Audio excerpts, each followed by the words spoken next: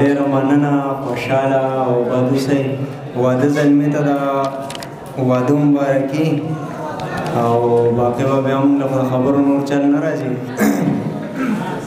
داسې کار وشو اکثر په یو نیم سړي باندې د حادثې سره تعدي راشي. نو په لاره را روان وو، نو بس د بره سایډ نه یو کس را منډه والې. مونږ ورته ویل لکه څه چل دی؟ نو هغه په تعدی کې و چې بره ټوډۍ و ټوډکې وجنګېدو. شیخ سوزکې او سور سړی ورته راسو.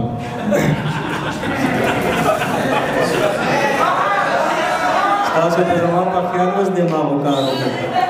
یو کس دکان ته ورغی، نو دکاندار ته وایي چې دکاندار چک ته وایي چې صاحب د المارۍ په څو خرڅ هغه ورته وایي چې هلکه زه په کمقلانو باندې سیز نه خرڅوم. دی وته دی یاره دی وایي چې زه ما ورته څنګه پته ورته ولګي چې سړی کمقل دی. تل یې ځان یې بدل کړی، څه وخت پس بیا راغلی ورته وایي صاحب د المارۍ په څو خرڅ دی ورته بیا وایي هلکه زه په کمقلانو باندې نه خرڅوم. په درېیمه ورځ بیا ځان یې نور هم بدل کړی دی، بیا راغلی ورته وایي صاحب د المارۍ په څو خرڅ هغه ورته ویل لکه څو پېرې مې پوه کړې چې په کمقلانو یې نه خرڅوم.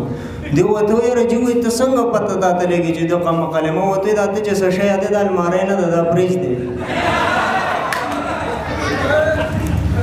یو پوډري نه چا تپوس وکړو چې یاره جج د فیصلې نه پس د پن دا څوکه ولې ماتوي؟ نو دی ورته په داسې سټایل کې وایي چې یاره زما په خیال چې دا د دې بټو صاحب د لاسه. او ورته وایي چې هلکه د بټو صاحب د لاسه څنګه؟ خو یاره چې د بټو صاحب د څنګه دا پانسي واوروله که نه، نو بس په هغه ټایم کې تیسوکه پاتې شوې وه، نیمه ماته کړې. نو اوس هم خلک چغې وایي چې آج به بټو زنده ہے او کل به بټو زنده ہے.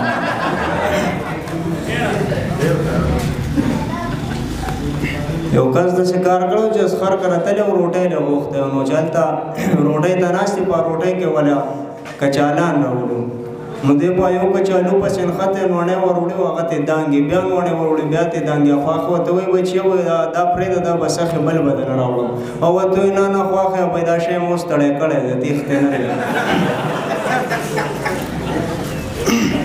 یو دوه پوډریان کټ کې پراته وو، نو بس ځای تنګ و، نو یو پوډري ته پرېوتو. نو دا بل ورته هلکه راوخېږه راوخېږه ځای پکې وشو. فرخان به ته یو بله ښه وکړي چې بیا را میدان ته کېږم. تا خپله خبره کمپلیټ کړه، علما ځان کې وضونه کوم دی. نو مخکې یو ځای کې چا ډزې وکړې، نو هغه کور خوا کې کس راووتو قارېدو. نو بس هغه هلکانو والا خواله راغلې یاره چې جي وایي څه چلو شو؟ او ورته وایي خدای متبا که ستاسو د ډزو د لاسه د غوا مې بلډ پرېشر ښه دی او ښځې مې پړې وشلولې. اوازونه د ماشومانو دپاره د بابوجي اواز دی او وایي چې اوهو بابوجي څونه ښکلی ایکشن جکشن ایرپورټ دی، ډېر ناکاره په پردي ایرپورټ کې ځان نیغ نیغ دی. اوس به د خیر سره جاز ته خېږم او الوزم به. پاسه وه پاسه وه ګیر ور بدل که.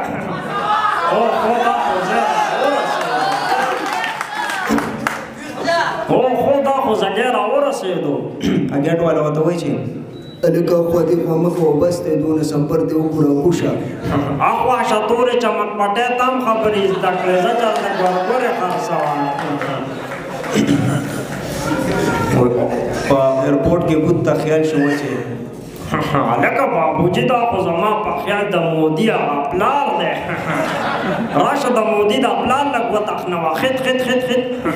هلکه دا خو څه نه وایي.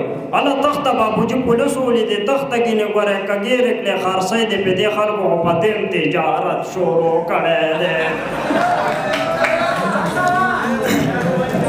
بیا امیتاب آواز دی چې ارے خبیث घर भी हमारा, काम भी हमारा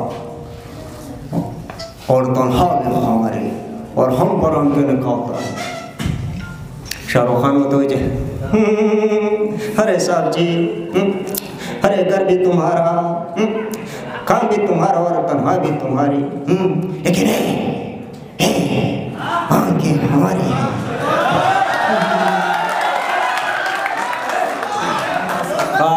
بیا ته یو دوه اوازه نور کوم ټایم کم دی. دا بی اواز دی د جاناني اواز دی. دا وایي چې مور جانان ته وایي چې چانای ته له کومه خو ته چې ښکلې شان چانای وګوره چې داسې قدرمن هم دی زما هم قدر کوي او د دې بوډا پلار دی هم قدر کوي او کنه ما ته پته ده دا به ما ته مور وي ځکه خو ستا په شان په بدا وړي ته دی کنه د دې وشي لکه زمونږ کاتبه کیسې نه خرابې یارې سیده هغه چې تا خو پرېږده چې صرف ما ته خبرې وکړې دی خو صرف دې نه پیدا کړې دلته خو نور څه نشته دی او کنه مورې اوس لکه زما سره د ځان غم شه بله ورځ به یې وایي چې واده رانې وکړه نو د ځان دپاره ټپې غمورې او اوس یې بیا زما په خیال اوس دې ورځې کې مونږ ته لنګتېږ دی یوه چې څنګه چل وکړم دا جنۍ د ځان له کتلې ده او که نه څه وکړم نو اوس مورې دا د خو بدره چې زه دونه ښایستې وم خو سندرې مو نو لکه ما اورېدلې وم چې هغه اوبه ما درېدم د تورې چمک پټې به